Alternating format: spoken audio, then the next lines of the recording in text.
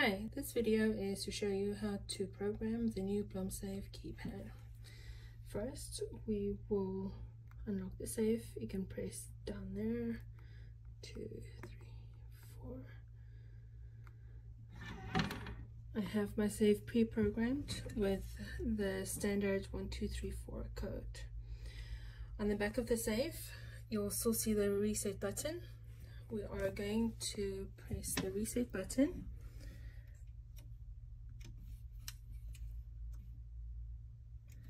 And wait for our instructions to appear on the screen. We are going to change the code.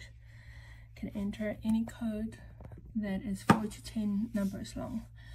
I'm going to change it to